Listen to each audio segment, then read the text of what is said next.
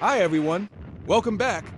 Released in 1942, this film arrives not as reflection, but as reaction. America had just been struck by the attack on Pearl Harbor, and the shock had barely settled. This film doesn't simply tell a story. It tries to control one. Set on the isolated outpost of Wake Island, the film follows a small United States Marine garrison as they face an encroaching storm. At first, there is routine, even humor. Then the sky darkens, aircraft appear, bombs fall, and the illusion of safety vanishes almost instantly. The real events behind the film are rooted in the Battle of Wake Island, one of the earliest and most desperate engagements in the Pacific War. Outnumbered and undersupplied, fewer than 500 Marines and support personnel were left to defend a speck of land against a relentless Japanese assault. For a brief moment, they did something unexpected. They resisted. They struck back. They made the enemy bleed. But defiance has limits.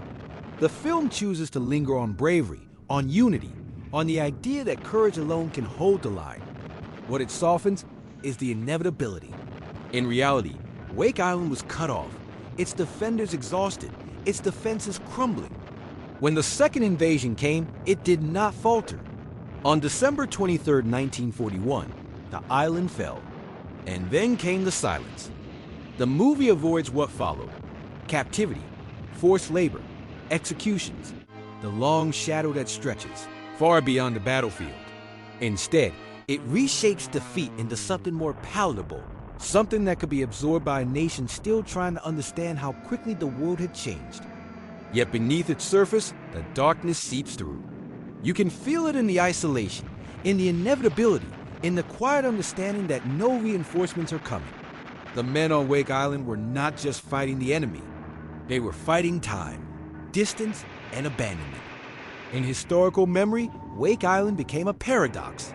A loss remembered as a stand, a defeat retold as defiance. The film plays its part in that transformation, turning a grim reality into a controlled narrative of sacrifice. Because sometimes, the truth is too heavy to show all at once. And sometimes, even in victory stories, the ending is already written.